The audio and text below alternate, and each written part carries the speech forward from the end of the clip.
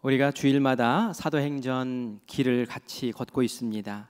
오늘은 5장 말씀을 함께 보았는데요. 5장 말씀은 사실 좀 넘어가고 싶은 말씀이기도 해요. 왜냐하면 슬픈 이야기가 담겨 있기 때문에 그렇습니다. 그러나 누가가 이 사도행전을 기록하면서 이 이야기를 빼지 않은 이유는 분명히 이 이야기를 통해 우리에게 전해주고 싶은 교훈이 있기 때문인 줄 믿습니다. 그래서 오늘 우리가 한 말씀을 보게 될 텐데 좀 아픈 말씀이에요. 그렇지만 이 말씀이 우리에게 쓴 양약이 되고 우리의 신앙을 굳게 세우는 그런 은혜가 있기를 간절히 바랍니다. 성령 충만한 초대교회, 사도들을 통해서 말씀이 전해지고 기적이 일어나고 또 예수 믿는 사람들이 폭발적으로 늘어나고, 그리고 이것을 회방하고 막으려는 종교 지도자들의 협박을 과감하게 물리치면서 오히려 교회가 더 부흥하는, 그리고 서로 아껴주고 챙겨주는 그러한 천국과 같은 공동체가 바로 초대교회의 모습이었어요. 그런데 이렇게 행복하고 은혜 충만한 초대교회에 갑자기 찬물을 끼얹은 것 같은 그런 사건이 벌어지고 말았습니다. 그것은 교회 외부에서 어떤 핍박을 해서 일어난 것도 아니었어요. 교회 안에 있는 성도 어느 한 부부의 일을 통해서 정말 끔찍한 일이 벌어졌죠. 그것은 구제헌금을 했는데 구제헌금하고 죽은 거예요. 교회에서 교인이 구제헌금하고 죽었다. 이것처럼 끔찍한 일이 또 어디 있겠습니까? 그런데 오늘 우리가 읽은 이 말씀이 바로 그 사건을 기록하고 있다는 것이죠. 성경에는 좋은 이야기도 기록해 보여주고 있지만 또 이렇게 좋은 일을 하다가 변당하는 그런 사건을 우리에게 보여주기도 해요. 그 가운데 한 가지가 다윗이 왕이 되었을 때에 변방에 방치되어 있던 그 법궤를 예루살렘 성 안으로 모셔드리기 위해서 다윗이 최선을 다했지만 그 일을 진행하다가 어려운 일을 겪은 적이 있습니다. 변방에 있는 법궤, 그 법궤는 성막 안 지성소에 가장 소중한 곳에 보관되어 있어야 되는데 그것이 지금 변방에 굴러다니고 있었어요. 다윗은 왕이 되면 꼭 내가 이 일을 해야겠다. 하나님 그 법궤에 하나님이 임재하신다고 하셨는데 그 법궤를 예루살렘 그 성 한복판에, 이스라엘 백성의 한복판에 모셔야지. 그래서 그 일을 진행을 하게 되죠. 다윗 생각에는 그랬습니다. 하나님의 법궤를 모셔 오려면 좋은 리무진 같은 그런 수레를 만들어서 든든한 소가 이끌고, 그리고 많은 백성들이 그 앞에서 찬양을 하면서 모셔와야겠다. 정말 그렇게 했어요. 그런데 이 소가 펄쩍 뛰면서 수레가 기울게 되고, 그리고 하나님의 법궤도 기우뚱하게 되니 그 옆에 서서 같이 따라갔던 한 사람이, 그 우사가 그것을 쓰러지지 않게 하려고 덥석 손을 대고 말았습니다. 만약에 여러분 같으면 어떻게 하겠어요?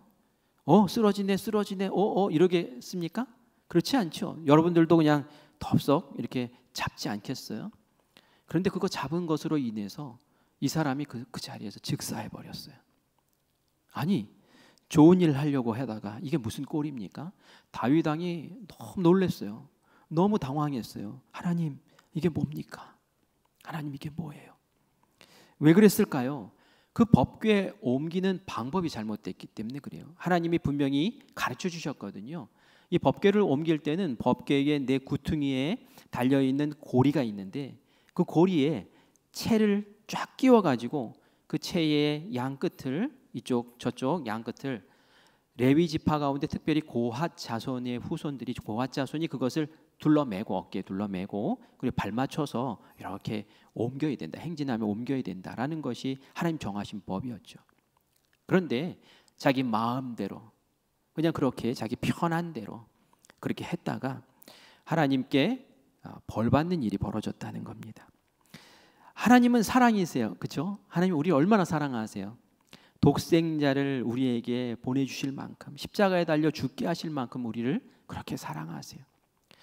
그런데 우리가 알아야 될 것이 있어요. 이렇게 좋으신 하나님이지만 하나님은 공의의 하나님이시고 하나님은 엄정하신 하나님이시라는 거예요.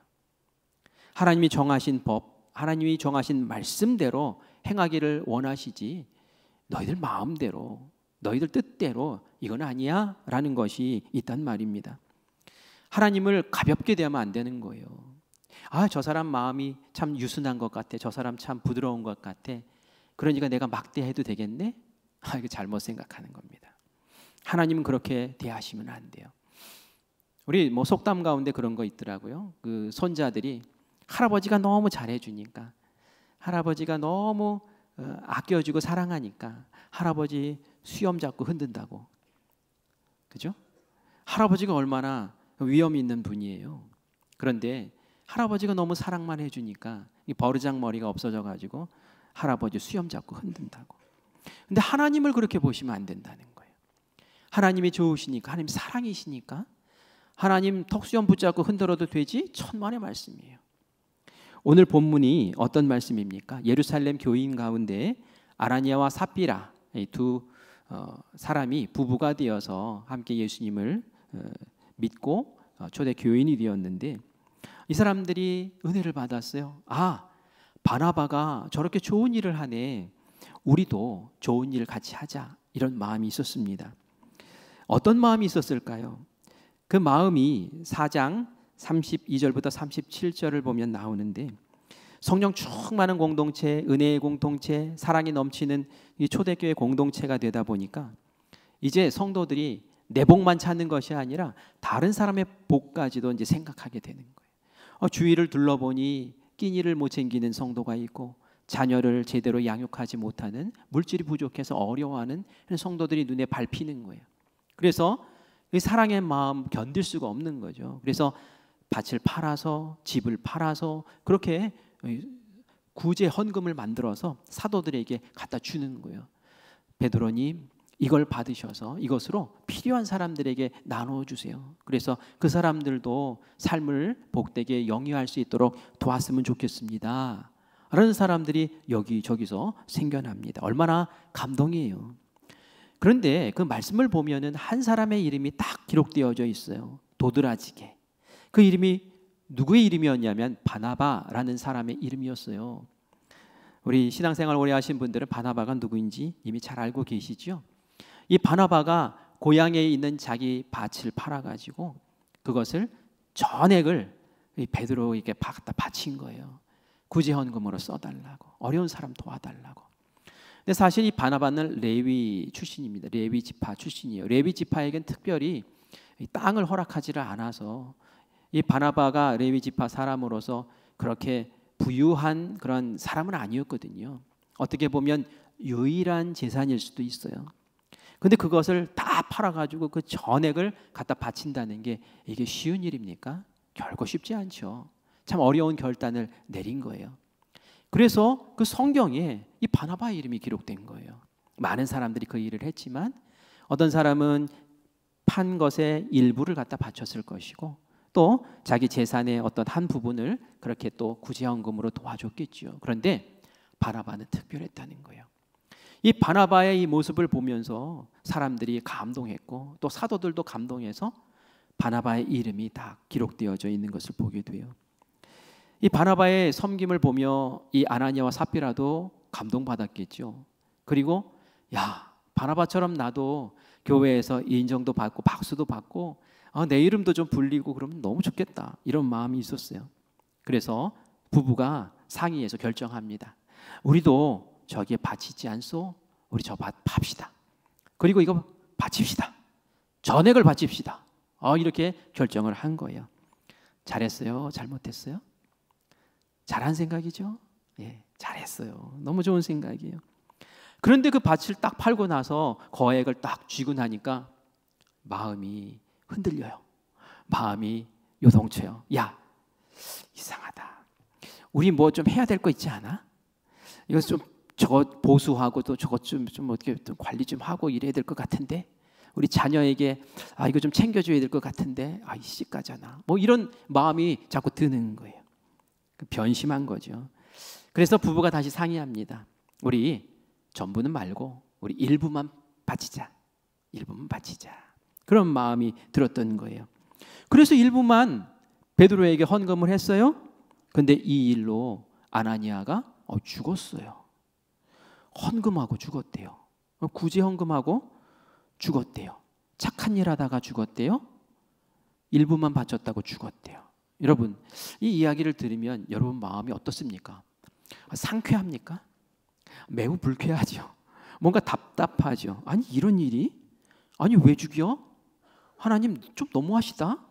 아니 이 사람들이 죽을 이유가 뭐야? 이런 생각이 당연히 들 수 있죠. 그런데 우리가 베드로의 하는 이야기를 들어보면 아하 이래서 그랬구나 라고 이해가 됩니다. 우리 3절 말씀을 같이 읽어보겠습니다. 베드로가 이르되 아나니아야 어찌하여 사탄이 내 마음에 가득하여 네가 성령을 속이고 땅값 얼마를 감추었느냐. 3절에 어떻게 말씀하고 계세요? 헌금을 하려면 처음 마음처럼 전부를 다 했어야지. 어떻게 그렇게 일부만 했느냐. 그래서 하나님이 벌하신 거야 라고 그렇게 들릴 수 있어요. 그러면은 참 하나님이 이상한 하나님이죠. 탐욕의 하나님 같이 보여요. 오해할 수 있어요. 그래서 우리가 말씀을 끝까지 들어야 돼요. 우리 4절 말씀도 같이 읽겠습니다. 땅이 그대로 있을 때에는 내 땅이 아니며 판 후에도 내 마음대로 할 수 없더냐. 어찌하여 이 일을 내 마음에 두었느냐. 사람에게 거짓말한 것이 아니요 하나님께로다. 아멘. 네가 판 그 땅 처음 팔기 전에 그 땅 네 마음대로 할 수 있는 네 땅이었지. 그 땅 팔고 나서 받은 돈, 그 돈 네가 마음대로 할 수 있는 돈 맞잖아, 그렇지? 그런데 네가 일부만 바쳐도 하나님께 충분히 사랑받고 인정받는 그러한 헌금이 되었을 텐데 왜 일부만 바치면서 거짓말을 했니? 왜 거기다 거짓말을 섞었느냐는 거예요. 왜 전부 바쳤느냐고 하는 거예요. 왜 전부 바칩니다 라고 그렇게 속였느냐는 거예요. 왜 거짓말을 했느냐는 거예요. 그것은 나에게 베드로에게 한 거짓말이 아니라 그건 하나님에게 거짓말한 거야. 하나님 앞에 네가 거짓말을 했다라고 하면서 하나님 속인 그 죄값으로 이 아나니아가 죽게 된 것을 우리에게 알려줍니다. 땅값을 전부 헌금하지 않은 것이 문제가 아니라 무엇이 문제라고요? 일부만 바치면서도 사실 전혀 문제되는 것이 아닌데 그것을 전부인 것처럼 속인 것. 사실 구제 헌금은 자발적으로 드리는 거 아닙니까? 누가 억지로 드리라고 말한 것도 아니었어요. 그냥 은혜 받고 드린 것이었어요. 규정이 따로 있는 것도 아니었어요. 얼마를 드려라 이것도 없었어요. 11조는 다르죠. 11조는 우리의 소득의 10분의 1을 하나님께 드려라라고 규정이 있지만 구제 헌금은 그렇지가 않단 말이에요. 그런데 일부만 바치면 괜히 칭찬받고 감사할 것을 전부 바친다고 속인 것이 문제라는 거예요. 사람은 속일 수 있어도 하나님은 속일 수 없다. 아시잖아요. 사람의 마음을 다 헤아리시는 하나님, 그 하나님을 우리가 어떻게 속일 수 있겠습니까? 여기서 우리가 아나니아와 삽비라가 왜 구제 헌금에 동참하게 되었는지 그 동기를 다시 물을 필요가 있는 거예요. 이들은 왜 일부만 헌금하면서 하나님 우리가 구제 헌금을 바칩니다 이렇게만 얘기를 해도 되는데 왜 전부 바친다고 그렇게 거짓말을 하면서 속였냔 말이에요. 전부 바칩니다. 이것이 어렵다는 걸 알거든요. 바나바나 전부 바쳤지 다른 사람들은 일부만 바쳤거든요. 일부 바친 사람들은 많아요. 근데 전부 바치면 인정받을 것 같은 거예요. 전부 바쳐야 사랑받을 것 같은 거예요. 전부 바쳐야지 돋보이고 전부 바쳐야지 이름 내고 전부 바쳐야지 뭔가 초대 교회에서 칭찬받을 것 같은 거예요. 그래서 전부 바칠 마음이 있었는데 그런데 돈을 마치 받고 보니까 너무 아까운 거예요. 그들의 마음에 탐욕의 마음이 있는 것이죠. 그래서 명예욕도 있고 바나바를 시기하는 시기심도 있고 그리고 또 돈에 대한 탐욕도 있고 이러니까 이것이 마음에 막 갈등을 일으키고 있었던 것이죠. 이 동기가 그랬다는 거예요. 그러자 사탄이 이 부부의 마음에 쑥 찾아와서 아깝지? 아깝잖아. 그걸 왜 다 바쳐? 너희들이 피땀 흘려서 모은 재산인데 그걸 왜 바쳐?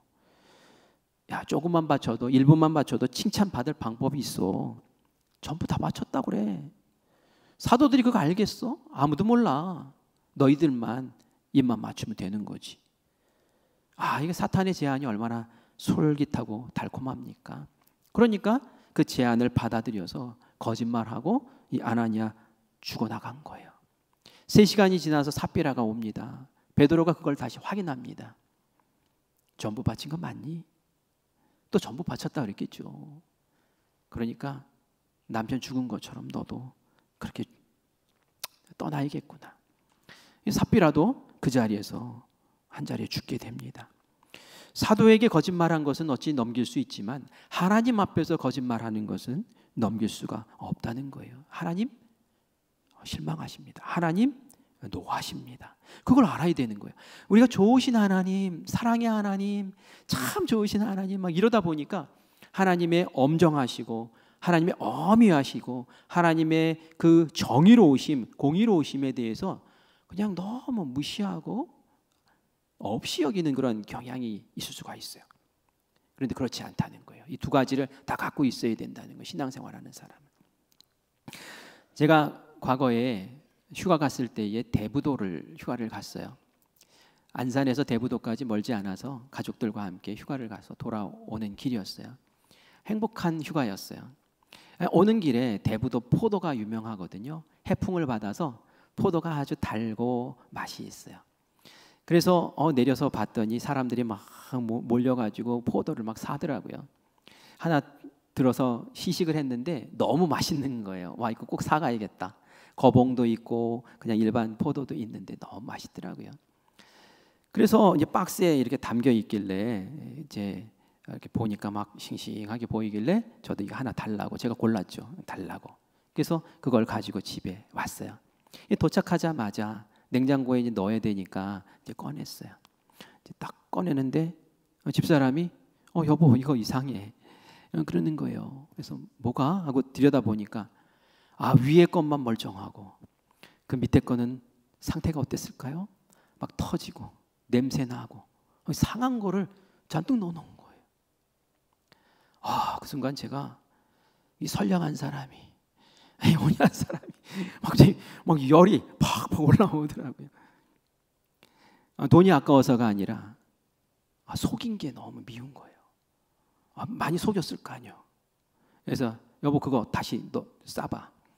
당장 내가 대부도 가겠다고 내가 가겠다고 펄펄 뛴 기억이 있습니다. 갔을까요? 안 갔을까요? 안 갔습니다. 제가 가봐야 도망갔을 것 같아. 반짝 장사하고 많은 사람인 것 같아요. 사실은 거기 포도밭에서 나와서 농장 주인들이 하면 그런 일이 없을 텐데 말이죠. 우리가 그런 일들을 가끔 당할 때가 있지 않습니까? 속았다 이런 거, 그죠? 그리고 보이스피싱 같은 거 다 얼마나 속상합니까? 근데 하나님도 마찬가지라는 거예요. 하나님도 지금 아나니아 삽비라가 지금 뭐 했어요? 속인 거예요. 속인 거. 겉은 그럴듯하면서 속인 거예요. 안 속여도 되잖아요. 그냥 안 속여도 되는데 왜 속이느냔 말이에요. 근데 우리가 이 모습을 우리의 삶에, 우리의 신앙에 이렇게 적용을 해봐야 돼요. 그냥 그랬구나, 아이고 뒤지게 맞았네, 이게 아니라 우리의 신앙은 어떤가? 형식과 모양은 있는데 안이 비어 있거나 썩어 있으면 이거야말로 정말 하나님 앞에서 참담한 일이 되는 거죠. 우리가 예배 드릴 때 여러분 이 예배에 집중하셔서 예배 드리십니까? 막 딴 생각 오락가락 하십니까? 예배 집중하셔서 그 마음을 하나님께 드리고 오늘 이 예배 시간에 쏟아지는 이 말씀이 나에게 주시는 말씀이구나 하고 경청하는 그것이 이제 진정한 예배 아니겠어요? 우리가 찬양 드릴 때에 근데 마음을 다해서 그 찬양에 내 마음과 내 고백을 담아서 올려드려야 돼요. 근데 어떤 사람은 그 시간에 멍하니 앉아 있어요. 제가 찬양하면서 이렇게 둘러보잖아요. 누가 찬양하고 누가 찬양 안 하나 봅니다. 근데 어떤 사람은 정신 놓고 있어요. 새 가족도 와서 막 박수 치면서 찬양하는데 그게 찬양입니까? 찬양 아니죠. 앞에서 대표기도 할 때에 누가 대표기도 하지만 그 시간에 그 기도 한마디 한마디에 마음을 담아서 집중해서 듣고 아멘, 아멘, 저도 그렇게 생각합니다, 아멘입니다, 이렇게 할 때에 하나님 그 기도를 받으시는 것이지, 그냥 이 자리에 앉아 있다고 그것이 예배가 되고 그것이 온전한 예배자 아니라는 거예요. 하나님 속이는 거예요. 하나님 속이는 거. 그렇지 않습니까? 우리의 신앙을 다시 한번 둘러보세요. 내가 예물 드리는 것이 그냥 형식적으로 그냥 어쩔 수 없어서 목사님 눈에 뭐 찍힐까 봐 그렇게 신앙생활하면 안 돼요. 저는 어떻게 속일 수 있어요? 저는 어떻게 넘어갈 수 있어요? 하지만 하나님께 드리는 예배, 하나님께 드리는 이 신앙의 모습들, 이 자세들은 하나님이 불꽃 같은 눈동자로 살펴보시는 줄 믿습니다. 하나님 그런 말씀을 하세요. 말라기서 말씀 함께 보겠습니다. 1장 8절 말씀입니다. 만군의 여호와가 이르노라, 너희가 눈먼 희생제물을 바치는 것이 어찌 악하지 아니하며 저는 것, 병든 것을 드리는 것이 어찌 악하지 아니하냐. 이제 그것을 너희 총독에게 드려보라. 그가 너를 기뻐하겠으며 너를 받아주겠느냐. 이게 무슨 말입니까? 이스라엘 백성들이 말라기 선지자가 있던 그 시대에 하나님 앞에 제물을 드리며 제사를 드리는데 가지고 오는 제물을 보니까 아주 엉망진창이었다는 거예요. 눈먼 가축, 눈이 멀었어요. 그런 것들 가지고, 그리고 병든 가축, 이런 걸 가지고 오는 거. 아까 제가 말씀드린 건 푹 썩은 그 포도를 가지고 온 것과 뭐가 다르냔 말이죠. 그것을 다른 사람들, 다른 지도자들에게 선물할 수 있겠느냐는 거예요. 너희들이 다른 세상에 있는 지도자들에게도 차마 가져가지 못할 것들을 가지고 어떻게 하나님 앞에 예배를 드린다고, 제사를 드린다고 그런 거 가져오냐는 거예요. 그게 눈 가리고 아웅하는 거 아닙니까? 하나님 앞에 어떻게 하라고 그랬어요? 기름지고 살찐 흠없는 내 마음의 중심을 담은 진심이 담긴 그런 것들을 하나님께 올려드리는 것이 온전하지 않습니까? 그런데 그 시대에 그랬다는 거예요. 하나님이 이걸 보시고 어떻게 기뻐하겠느냐는 거예요. 이렇게 예배드릴 수 있다는 겁니다. 우리들의 예배, 우리들의 찬양, 우리들의 기도, 우리들의 신앙의 섬김과 삶, 이런 것들을 한번 둘러보세요. 그 안에 정말 진실이, 하나님 앞에 정직이, 하나님 앞에 온전함이 있었던가, 아니면 나도 모르게 타성에 젖어서 흐지부지 되고 또 하나님 속이는 마음으로, 하나님 뭐 아시겠어? 라는 마음으로 그렇게 했는지 한번 둘러보시고 다시 한번 우리의 마음과 우리의 영을 주님 앞에 온전히 세우시기를 간절히 축원합니다. 그래요. 이 말씀을 보면 그랬구나. 하나님이 거짓말을 이렇게 싫어하시는구나. 하나님 앞에 거짓말하면 큰일 나는구나. 하나님 앞에 정직해야겠구나. 이런 걸 우리가 교훈으로도 얻을 수 있어요. 그런데 우리가 이 말씀만으로 딱 끝나는 게 아니라 마음이 그래도 뭔가 좀 찜찜한 게 있어요. 그게 뭐냐면은 그래도 일부라도 헌금했잖아. 거짓말 그게 정말 죽을 일이야?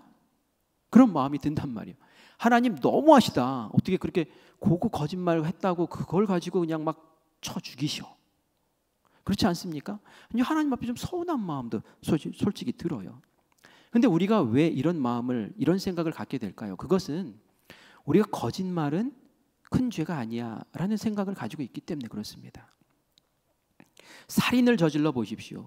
그럼 그거 큰 죄라고 생각해요. 간음을 해보십시오. 그것도 큰 죄라고 생각해요.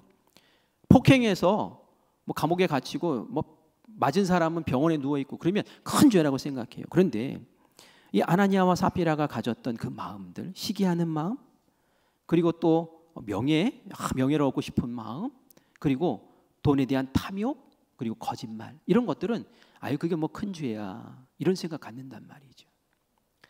여러분, 우리가 살아가면서 거짓말을 얼마나 하는지 누군가 조사를 하더라고요. 제럴드 제리슨이라는 그러한 캘리포니아 대학 교수님이 심리 연구소를 운영을 하는데 사람이 도대체 얼마나 거짓말을 할까 하고 조사를 했어요. 그래서 소형 마이크를 이제 한 사람에게 설치를 해가지고 여러 사람들에게 설치를 해서 그 사람들이 하루 온종일 살고 그리고 나서 그것을 반납을 하면 그걸 이제 들으면서 이 거짓말을 몇 번 했는지 이제 횟수를 체크를 이렇게 해보는 거예요. 이렇게 해보는데 몇 번 했을 것 같아요? 200번 했대요. 아니 그렇게 많이 하나 200번을. 아니요 200번 하기도 힘들겠다. 그런데 사소한 거짓말이나 아니면 의례적으로 하는 그런 말 있잖아요. 그런 거짓말 이런 것까지 다 포함하니까 200번이나 되더라는 거예요. 어느 교인이 저한테 그러더라고요. 목사님 뒷모습 보니까 청년 같아요. 그러더라고요. 그 말 들으니까 어깨가 쭉 올라가더라고요. 여러분도 그 말 들으면 좋죠. 근데 이거 거짓말이 아니에요? 거짓말, 이런 거짓말까지 다 포함해서. 여러분 거짓말 하잖아요. 이게 어떻게 뭐 회의에 늦게 되면은 차가 막혀서 막 이런 얘기 하잖아요. 차가 막혔습니까? 아니면 늦게 나왔습니까? 늦게 나와도 차가 막혔다고 이렇게 하면서 위기를 이렇게 넘기는 거짓말들이 얼마나 우리 주변에 숱하게 있습니까? 그렇게 흔한 거짓말이다 보니까 거짓말에 대해서 심각하게 생각을 안 하는 거예요. 나도 흔하게 하는데 아니 그걸 가지고 그렇게 죽이셔? 이건 아니잖아. 이런 마음이 들 수 있다는 거죠. EBS 방송국에서도 조사를 해봤더니 평균 한 3번 정도 한 사람이 하루를 살면서 거짓말을 하더라라는 이야기를 합니다. 그건 뭡니까? 거짓말이 우리에게 습관이 돼 있다는 거예요. 시기하는 마음 이런 것들도 어떤 탐욕의 마음 이런 것들도 우리 안에 그냥 이렇게 자연스럽게 내재해 있다라는 것이죠. 그래서 이것을 죄라고 여기지를 않는 거예요. 그래서 그 죄 때문에 죽음의 구렁텅이에 이 아나니아와 삽비라가 빠졌던 것이죠. 헌금이라는 것은 사실 하나님께 드리는 예물이잖아요. 사람에게 주는 게 아니잖아요. 하나님께 드리는 것이기 때문에 하나님과의 관계성 속에서 있는 거예요. 그런데 하나님과의 관계성 속에서 내가 하나님께 거짓말을 지금 하고 있다는 거예요. 그러니 하나님께서 얼마나 그것을 엄하게 아주 속상하게 보셨겠습니까? 그리고 그 당시에 초대교회는 아주 성결한 공동체로 은혜가 충만한 공동체로 거룩하고 깨끗한 공동체로 지금 막 부흥하고 있는데 지금 이 아나니아와 삽비라가 거기에다가 죄를 뿌리고 있는 거예요. 바이러스를 심고 있는 거예요. 그러니 하나님이 그것을 어떻게 모른 척 하실 수 있겠느냐는 거예요. 사탄은 말이죠. 거짓말과 속이는데 아주 천재입니다. 그거 대수롭지 않은 거야 하면서 이제 속여 넘기죠. 아나니아와 삽비라 마음에 오늘 말씀에 보면은 사탄이 그 마음에 가득했다라고 나옵니다. 3절 말씀 보세요. 사탄이 내 마음에 가득하여 그래서 너희가 성령을 속였다고 그렇게 말하고 있어요. 요한복음 8장 44절에 보면 예수님이 사탄을 이렇게 정의합니다. 사탄은 살인자다. 사탄은 진리가 없다. 그 속에 진리가 없다. 사탄은 거짓의 앞잡이다. 그래서 사탄이 하는 일이 거짓말하게 하는 거예요. 내가 거짓말하고 내가 속이고 내가 쉽게 위기를 모면하려고 툭툭 뱉는 그 거짓말이 사실은 사탄이 내 마음을 지배하고 장악해서 나를 그렇게 하고 있다라는 생각을 우리 가져야 돼요. 그렇기 때문에 하나님이 질색을 하시는 거예요. 에덴 동산에서 사탄이 어떻게 했습니까? 하와를 속였잖아요. 정말 죽어? 아니야. 먹어도 괜찮아. 이거 먹으면 너희 눈이 밝아져서 선악을 분별할 줄 알고 하나님처럼 된다니까? 속았잖아요. 정말 그렇게 되는 줄 알았어요. 그래서 그거 따먹고 결국은 죽음의 자리에 서게 됩니다. 사탄은 그렇게 하는 거예요. 속이고 탐심을 주고 그리고 죽게 만들고 그 안에 진리가 없고 그런 거예요. 오늘 아나니아와 삽비라가 그렇게 된 겁니다. 제가 이 말씀을 보면서 그 마음을 사탄에게 빼앗겨서 이런 일이 벌어졌구나라는 것을 깨닫게 돼요. 왜 아나니아와 삽비라의 마음이 이렇게 흔들린 겁니까? 바나바는 안 흔들렸잖아요. 바나바는 밭을 팔고 그 전액을 하나님께 바치면서도 그 마음이 요동치지 않았잖아요. 근데 아나니아와 삽비라는 왜 그러느냐 말이에요. 왜 그러냐? 그 마음을 지키지 못한 거예요. 그 마음을 사탄에게 빼앗긴 거예요. 제가 이 말씀을 보면서 제가 이 사도행전 5장 말씀은 저에게 간증의 말씀이기도 하거든요. 우리 교인들은 이미 여러 번 들어서 아시지만 제가 이 관점에서 한번 다시 생각을 해봤어요.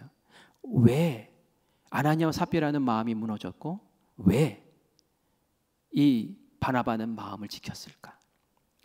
제가 처음 목회할 때에 저도 이런 경험을 했거든요.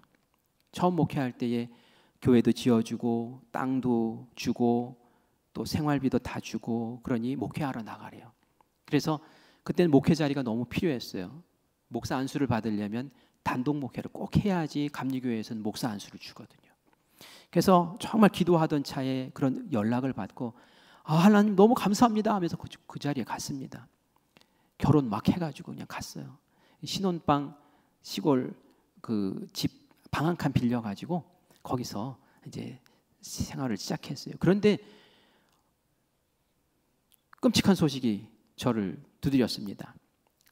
여기 교회 짓는 거 취소했다 이런 거예요. 세상에 결혼까지 하고 왔는데 취소라니. 이건 짐 싸가지고 본가로 들어가야 되나 어떻게 해야 되나. 기도하면서 하나님께 그렇게 결단하면서 기도했어요. 하나님 여기서 죽을 테니까 하나님이 알아서 하시라고. 하나님 기도 응답받고 분명히 왔는데 하나님 살리시든지 죽이시든지 알아서 하시라고. 그러면서 그날 밤부터 기도하기 시작했어요. 제 아내와 우리 사도행전 말씀 한 장씩 한 장씩 보자. 그리고 우리 밤에 같이 기도하자.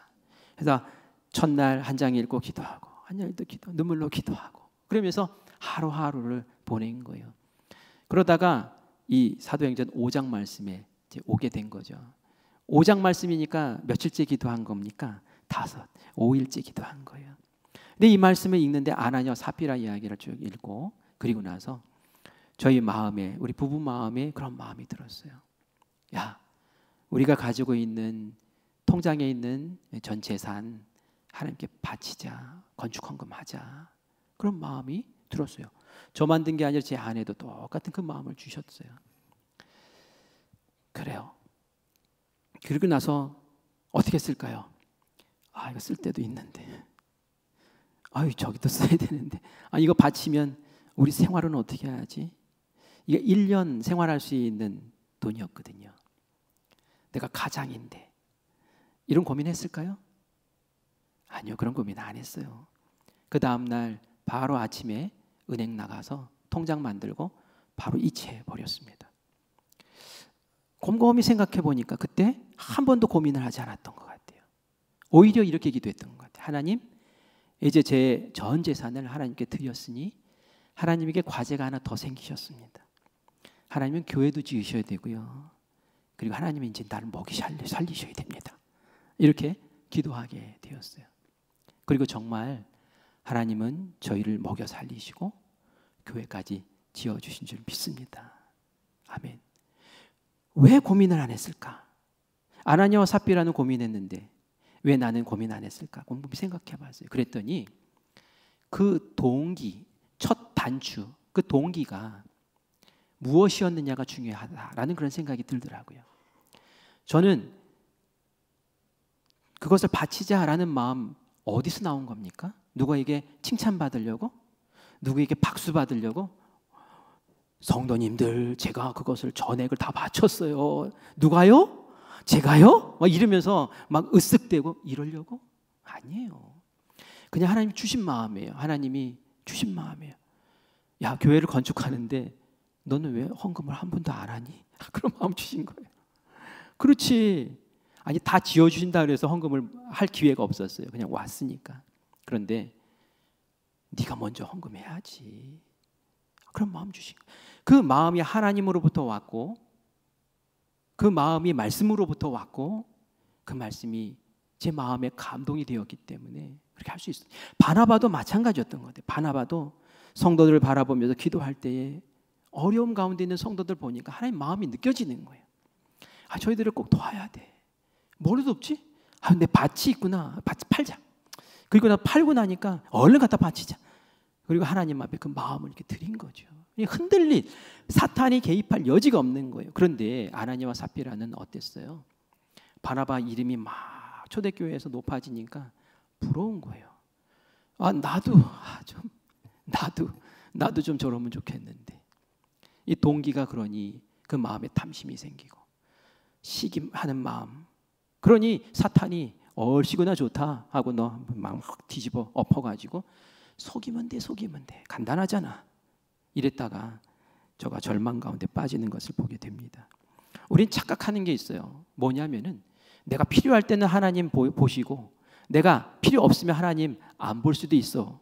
이런 엉뚱한 생각을 하시는 분이 계시더라고요. 그렇지 않습니다. 내가 스위치 내린다고 하나님이 안 보시는 거 아니에요. 하나님은 불꽃 같은 눈동자로 24시간 나를 주목하시고 내 속 사람을 들여다보고 계십니다. 시편 139편 1절에서 4절까지의 말씀을 같이 읽겠습니다. 여호와여, 주께서 나를 살펴보셨으므로 나를 아시나이다. 주께서 내가 앉고 일어섬을 아시고 멀리서도 나의 생각을 밝히 아시오며 나의 모든 길과 내가 눕는 것을 살펴보셨으므로 나의 모든 행위를 익히 아시오니 여호와여, 내 혀의 말을 알지 못하는 것이 하나도 없으시니이다. 아멘. 무슨 얘기예요? 하나님은 다 아신다는 거예요.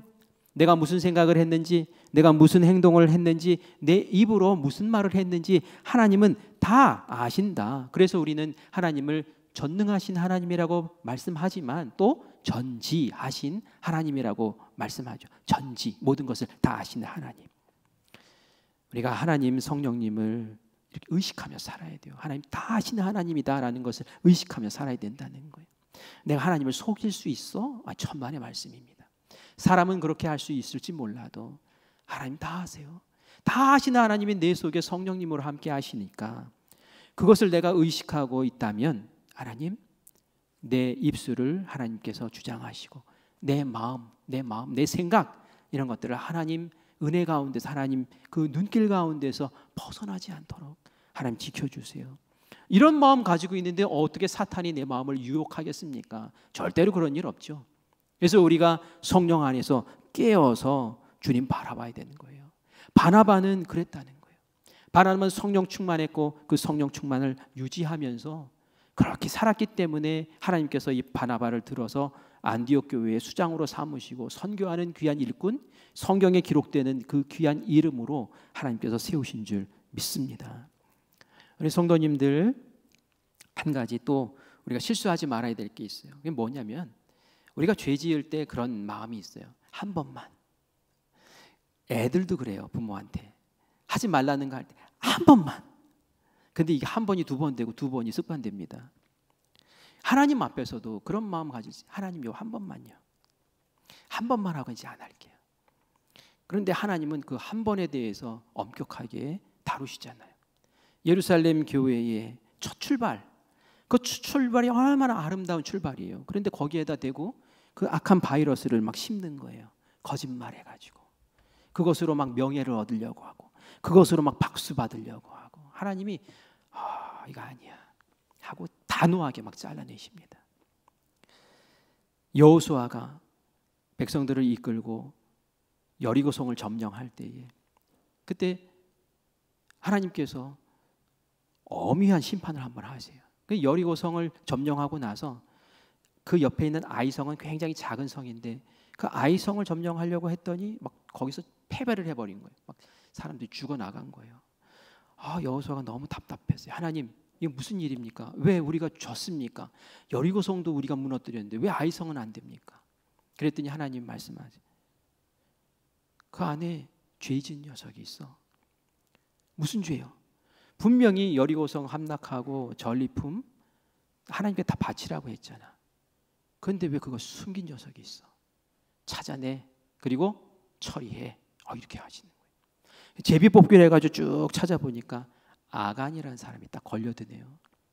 아간에게 물었어요. 너 도대체 무슨 짓 했냐? 그랬더니 이실직고 하는데 그 전리품 가운데 멋진 명품 외투가 보여서 그게 탐나서 그거 금덩어리 한 덩어리 은 몇 조각 제가 훔쳤습니다. 고백을 하는 거예요. 그 장막에 보니까 그 사람들 머물고 있던 그 장막 밑에 숨겨놨던 거예요. 딱 끄집어내고 그리고 그 아간의 가족들을 백성들이 있는 그 자리에 다 세워놓고 돌로 쳐 죽여버립니다. 아니 그렇게까지 할 필요가 있나? 그런데 하나님은 그렇게까지 하셔야 됐어요. 왜냐하면 일벌 100개로 삼으셔야 했기 때문에 그래요. 지금 이스라엘 백성들이 마음 정하고 이제 가나안 땅에 막 들어가서 하나님 백성으로 뭔가를 지금 해야 되는 그 순간에 막 은혜가 충만하고 용기가 충만하고 거룩한 그 집단에 지금 죄가 막 들어오잖아요. 이걸 하나님은 그냥 보실 수가 없는 거예요. 어디서 거짓말을 하고 어디서 속이느냐는 거예요. 하나님께서 그냥 그 자리에서 쳐내시는 거죠. 우리가 하나님 좋으신 하나님이지만 하나님 죄에 대해서는 굉장히 엄격하신 하나님이다라는 것도 분명히 기억하고 알아야 될 줄 믿습니다. 여러분 박스 속에 귤 하나가 썩어가고 있으면 그거 어떡합니까? 얼른 드러내잖아요. 여러분 몸에 암이 발견됐어요. 그럼 어떡합니까? 아이고 소중한 거 이럽니까? 얼른 떼어내잖아요. 왜요? 전체를 살리기 위해서. 하나님께서는 그렇게 엄격한 모습으로 하신 이유가 전체를 살리기 위한 하나님의 특심한 마음이 있으셨기 때문에 그래요. 교회를 잘 지켜야 돼요. 은혜 있는 교회, 성령 충만한 교회, 하나님께서 성령으로 막 은혜를 불어주시는 그 교회는 마귀가 틈타기가 쉬워요. 왜냐하면 방해하고 싶어서. 그때 우리가 더 깨어 있어야 될 줄 믿습니다. 은혜를 지켜야 돼요. 하나님 앞에 서는 자리를 더 지켜야 돼요. 우리 교회 가운데 악한 것들이 틈타지 못하도록, 악한 바이러스가 틈타지 못하도록, 이단이 틈타지 못하도록 우리가 깨어 있어야 돼요. 우리 교회에 보니까 그 새가족들 가운데 늘 관심이 그거예요. 이 교회는 정상적인 교회입니까? 이 교회는 이단이 아닌 교회입니까? 청년들 전도하러 캠퍼스에 갔대요. 캠퍼스에 가가지고 전도하다가 보니까 그 교회가 이단 교회인지 아닌지 어떻게 아냐고 그렇게 물어보더래요. 그래서 권사님이 그렇게 얘기했대요. 우리 교회는요, 유기성 목사님이 오셔서 설교했어요. 유기성 목사님 오시는 교회면 그 정통교회 아니냐고 그랬더니 그러냐고. 그 굉장히 예민하게 따집니다. 왜요? 한번 오염되면은 망가지니까 그러는 거예요. 그래서 저도 봄이 되고 개강하는 철이 되고 그러면 항상 주보에다가 이건 이단입니다 라고 놓고 이단에 물들지 말라고, 이단 경계하라고 그렇게 이야기를 하죠. 얼마 전에 저희가 살구색 봉투에 편지가 하나 왔어요. 그래서 이거 누가 이렇게 편지를 보냈나 하고 뜯어봤어요. 이렇게 시작하더라고요. 목사님, 복음 전파에 얼마나 애쓰고 힘쓰십니까? 목사님 노고에 마음 깊이 감사를 표합니다. 그러면서 우리도 같은 하나님을 믿고 같은 성경을 보고 같은 천국을 소망하는 한 가족입니다. 그 길을 목사님과 함께 걷기를 간절히 소망합니다. 우리 성도들은 나한테 이런 편지 안 보내는데 어디서 이런 편지를, 따뜻한 편지를 보내나? 그랬더니 2024년 2월 22일 신천지 예수교 증거장막 성전 빌립 집합 아이고 신천지에서 저를 얼마나 사랑하는지. 이전에는 막 적대적인 편지를 보내더니 지금은 막 함께 걷자고 그 길을, 같은 하나님, 같은 예수님, 같은 성경을 믿지 않느냐고. 같은 성경을 보긴 보죠. 그러나 그들이 해석하는 성경은 다릅니다. 정말 조심하셔야 돼요. 잘못하면 패가 망신합니다. 이단의 두 가지 특징이 있어요. 한 가지는 말씀을 자기들 방법대로 해석한다는 거예요. 자기들 방법으로 해석하고 자기들 방법으로 교육하고 세뇌시켜서 이단으로 가서 성경 공부하고 거기서 집회하고 그러면 거기에 젖어버려요. 정통교회의 교리를 부정해요. 그러니까 교회에 들어오면 시끄러워요. 교회 분란을 일으켜요. 그렇기 때문에 우리 안에 이단이 틈타지 않도록, 여러분들 이단에 쓸려가지 않도록 늘 조심하시기를 바라요. 어디 밖에 나가서 성경 공부하자? 그럼 저한테 얼른 얘기하세요. 어디 외부의 집회 가서 은혜 받자? 저에게 말씀하셔요. 경계해야 됩니다. 제가 거기는 괜찮습니다 하면 가세요. 그런데 그냥 따라다니지 마시라고요.